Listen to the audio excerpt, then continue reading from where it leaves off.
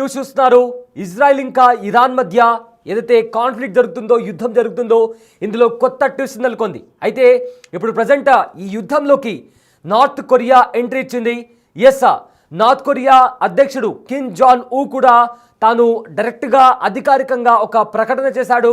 అయితే ఇప్పటికే ఈ యుద్ధంలోకి అమెరికా ఇంకా ఇజ్రాయెల్ మధ్య నెలకొన్న యుద్ధంలో ప్రజెంట్ అమెరికా ఇరాన్ పైన యుద్ధం ప్రకటించింది.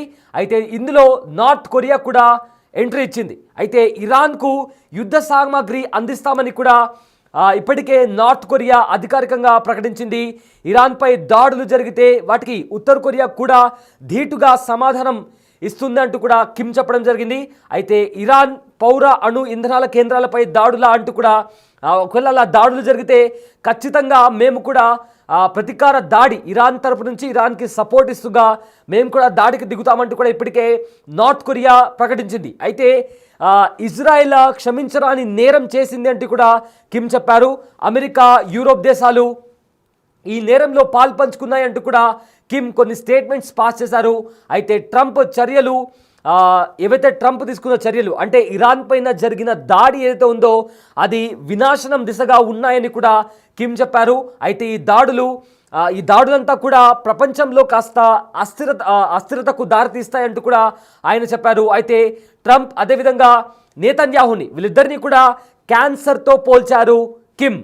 సో ప్రజెంట్ అయితే ఇప్పటికే ఇజ్రాయెల్ ఇంకా ఇరాన్ మధ్య 10 రోజుల నుంచి దాడి జరుగుతుంది, యుద్ధం జరుగుతుంది. అయితే ఈ యుద్ధంలో అమెరికా ఎంట్రీ ఇచ్చింది. నిన్న ఇరాన్ పైన అమెరికాకి సంబంధించిన యుద్ధ విమానాలు ఇరాన్ పైన దాడి చేశాయి. ఆ దాడిని చైనా, రష్యా అదేవిధంగా నార్త్ కొరియా ఈ దేశాలన్నీ కూడా ఖండించాయి. అండ్ ఇవాళ కిమ్ కొన్ని కీలకమైన వ్యాఖ్యలు చేశాడు. నార్త్ కొరియా అధ్యక్షుడు కిమ్ కొన్ని కీలకమైన కామెంట్స్ కూడా చేశారు. ఏదైతే అమెరికా ఇరాన్ పైన దాడి చేసిందో ఆ దాడిని ఉగ్రవాద చర్యగా ఆయన పరిగణించారు. అదేవిధంగా ట్రంప్ తీసుకున్న చర్యలను వినాశనం దిశగా కూడా ఉన్నాయని కూడా ఆయన చెప్పడం జరిగింది. అదేవిధంగా ఈ దాడులు ప్రపంచంలో అస్థిరతకు దారితీస్తాయంటూ కూడా కిమ్ చెప్పడం జరిగింది. ఇంకా అంతకంటే పెద్ద స్టేట్మెంట్ ఒకటి కిమ్ చెప్పారు. అదేంటంటే ట్రంప్ ఇంకా నేతన్యాహుని క్యాన్సర్తో పోల్చారు కిమ్. సో ప్రజెంట్ అయితే ఈ యుద్ధంలోకి నార్త్ కొరియా ఎంట్రీ ఇవ్వడంతో రాబోయే రోజుల్లో ఇంకా ఎలాంటి పరిణామాలు చోటు చేసుకుంటాయా అనే తీవ్ర ఉత్కంఠ నెలకొంది. అయితే ఇరాన్పై దాడులు జరిగితే వాటికి ఉత్తర కొరియా కూడా ధీటుగా సమాధానం ఇస్తున్నట్టు కూడా కిమ్ చెప్పారు. అదేవిధంగా ఇరాన్కు యుద్ధ సామాగ్రిని కూడా అందిస్తామని కూడా అధికారికంగా కిమ్ ప్రకటించారు.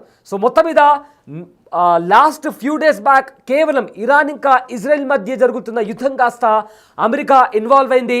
ఇప్పుడు ఏకంగా నార్త్ కొరియా ఇరాన్కు యుద్ధ సామాగ్రి ఇస్తామంటూ కూడా చెప్పడం జరిగింది. సో దీంతో ఒకవేళ నార్త్ కొరియా ఇరాన్కు మద్దతుగా నిలుస్తుందంటే ఖచ్చితంగా రష్యా కూడా ఇరాన్కే మద్దతుగా నిలుస్తుంది.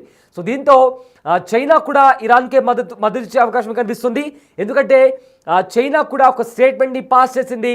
అమెరికా చేసిన దాడిని కూడా చైనా తీవ్రంగా ఖండించింది. సో ఈ 3 దేశాలు కూడా ఇప్పటికే ఇరాన్కి అండగా ఉన్నాయి. అండ్ ఇరాన్కు ఖచ్చితంగా సపోర్ట్గా ఉంటామంటూ కూడా ఆ దేశానికి సంబంధించిన ప్రతినిధులు, అధికారిక ప్రతినిధులు కూడా ట్విట్టర్ ద్వారా అదేవిధంగా సోషల్ మీడియాలో కూడా వాళ్ళు చెప్పడం జరిగింది.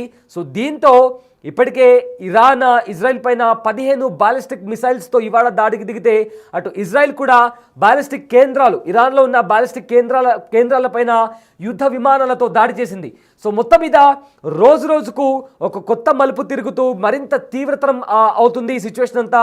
సో ఫర్దర్గా ఇప్పటికే యుఎన్ కూడా కంప్లీట్గా డీఎస్కలేట్ చేసి సిచ్యువేషన్ని అండర్ కంట్రోల్లో పెట్టాలంటూ కూడా అన్ని దేశాలకు అటు ఇరాన్కి అదేవిధంగా ఇజ్రాయెల్ కూడా యుఎన్ కూడా చెప్పడం జరిగింది. కానీ ఇరు దేశాలు కూడా ఏమాత్రం వెనక్కి తగ్గకుండా పరస్పరంగా ఒకరిపైన ఒకరు దాడిలోకి దిగుతున్నాయి.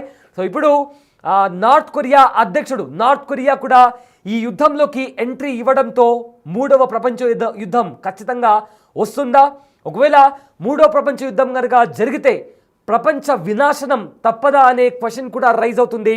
ఒకవేళ నిజంగానే నార్త్ కొరియా మిలిటరీ యాక్షన్ జరిపితే అది కాస్త ఇతర దేశాలకు పాకి అది కాస్త 3వ ప్రపంచ యుద్ధానికి దారితీస్తుంది అని కూడా ఇప్పటికే చాలామంది ఎక్స్పర్ట్స్ కూడా చెప్తున్నారు.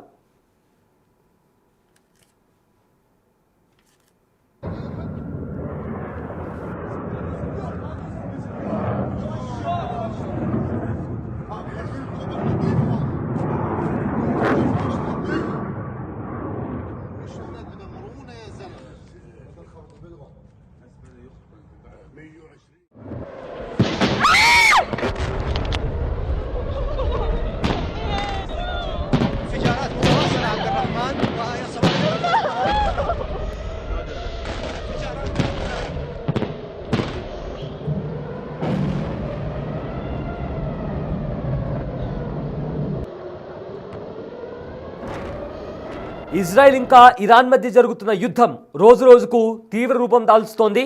అయితే 9 రోజులుగా యుద్ధం భీకర స్థాయిలో జరుగుతోంది. అమెరికా ఎంట్రీతో అక్కడి పరిస్థితులు మరింత ప్రమాదకరంగా మారాయి.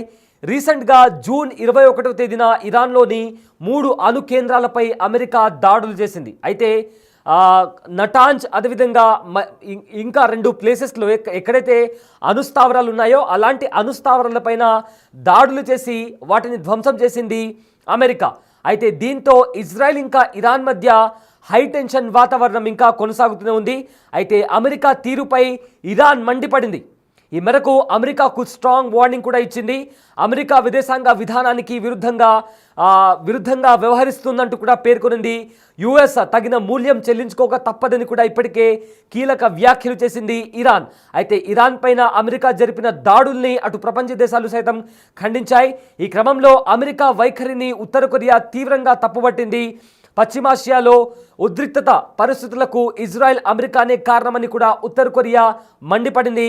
ఇరాన్పై అమెరికా ఇజ్రాయెల్ చర్యలను ప్రపంచ దేశాల ముందు నిలదీయాలని కూడా అభిప్రాయపడింది. ఈ మేరకు ఇరాన్కు మద్దతుగా నిలిచారు ఉత్తర కొరియా అధ్యక్షుడు కిమ్ జాంగ్ ఉన్. అయితే అమెరికా చర్యలను కూడా కిమ్ ఖండించారు. ఏదైతే అక్కడ మానవ హక్కులు అదేవిధంగా ఆ దేశ సార్వభౌమాధికారాన్ని కూడా ఇజ్రాయెల్ ఇంకా అమెరికా తీవ్రంగా ఆటంకం వహించాయంటూ కూడా కిమ్ మండిపడ్డారు. మరోవైపు జూన్ 22న ఇరాన్పై మరోసారి భారీ స్థాయిలో ఇజ్రాయెల్ విరుచుకుపడింది. అయితే ఇరాన్లోని 6 మిలిటరీ ఎయిర్పోర్ట్లపైన కూడా ఇజ్రాయెల్ మిసైల్స్తో దాడి చేసి వాటిని ధ్వంసం చేసింది.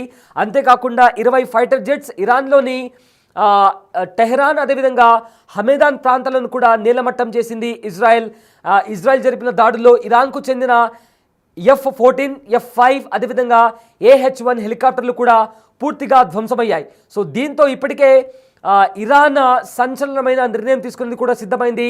ప్రపంచ ఆర్థిక రంగాన్ని స్తంభింపజేసేలా కూడా ఒక బ్రహ్మాస్త్రాన్ని కూడా ప్రయోగించింది ఇరాన్. ప్రపంచంలోనే చమురు వాణిజ్యానికి కీలకమైన హార్మోజ్ జలసంధిని కూడా మూసివేసేందుకు కూడా సిద్ధమవుతోంది. సో దీంతో ఏ క్షణమైన ఇరాన్ ఈ సంచలనమైన నిర్ణయం తీసుకునే అవకాశం కూడా ఉంది. దీంతో ప్రపంచ దేశాలు కూడా వణికిపోతున్నాయి.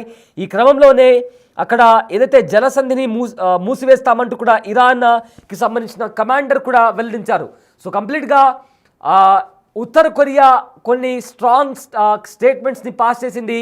అమెరికా అధ్యక్షుడు ట్రంప్ అదేవిధంగా నేతన్యాహుని వీళ్ళిద్దరినీ కూడా క్యాన్సర్తో పోలుస్తూ అమెరికా ఇరాన్ పైన చేసిన దాడుల్ని కూడా తీవ్రంగా ఖండించింది ఉత్తర కొరియా.